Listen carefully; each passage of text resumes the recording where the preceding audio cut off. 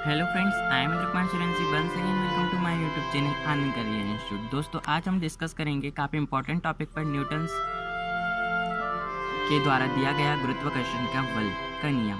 आज हम डिस्कस करेंगे ग्रेविटेशनल फोर्स के ऊपर। काफ़ी इंपॉर्टेंट टॉपिक है दोस्तों, 10th, 12th, 9th और बीएससी फर्स्ट ईयर के भी सिलेबस में यहाँ है। दोस्तों, सर आइजैक न्यूटन ने गुरुत्वाकर्षण बल को परिभाषित किया और उन्होंने देखा कि ब्रह्मांड का प्रत्येक कण एक दूसरे को अपनी ओर आकर्षित करता है, जो कि दोस्तों उनमें निहित द्रव्यमान के कारण होता है। उन्होंने देखा कि प्रत्येक पिंड में एक आकर्षण प्रकृति विद्यमान है, प्रत्येक पिंड एक दूसरे को अपनी ओर आकर्षित कर रहे हैं। अतः उन्होंने अध्ययन किया और और उन्होंने गुरुत्वाकर्षण बल को परिभाषित किया। दोस्तों, हम इसका एक एग्जाम्पल देख सकते हैं। सौरमंडल भी इसका एक एग्जाम्पल है। दोस्तों, सौरमंडल में सभी ग्रह एक दूसरे को अपनी ओर आकर्षित करते हैं।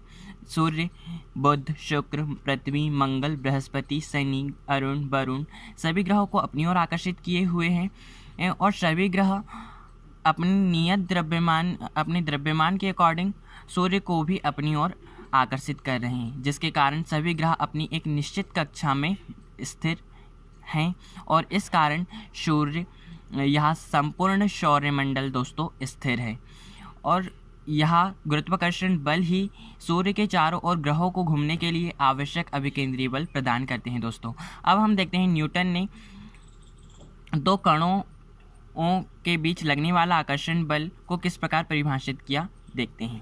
अतः उन्होंने बताया दोस्तों कि प्रत्येक ग्रह कण में अन्य वस्तुओं जैसे ग्रह, उपग्रह, कणों को अपनी ओर आकर्षित करने का गुण होता है, जिसे हम गुरुत्वाकर्षण बल कहते हैं। दोस्तों, यह बल उसके द्रव्यमान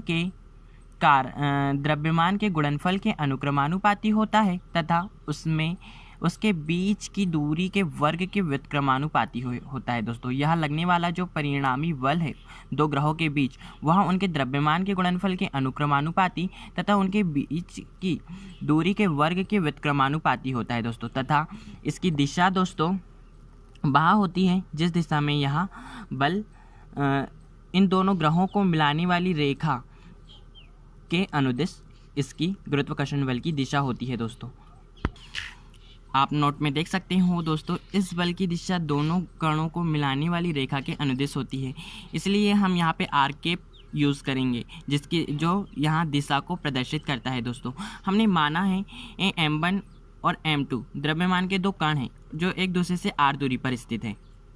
दोस्तों, इन दोनों के बीच लगने वाला जो आकर्षण बल होगा वह न्यूटन के गुरुत्वाकर्षण बल के नियम के अनुसार उनके द्रव्यमान के गुणनफल के अनुक्रमानुपाती तथा उनके बीच की दूरी r उसके वर्ग के व्युत्क्रमानुपाती है। अतः f अनुक्रमानुपाती m1 into m2 upon r square, और r केप इसलिए आएगा दोस्तों क्योंकि इनकी दिशा, बल की दिशा दोनों रेखाओं को मिलाने, दोनों द्रव्यमान वाले कणों के बीच की दूरी के अनुदिश होती है। दोस्तों, अतः r केप बराबर आपको मालूम है एकांक वेक्टर इज इक्वल टू होता है दोस्तों vector r upon mod of vector r।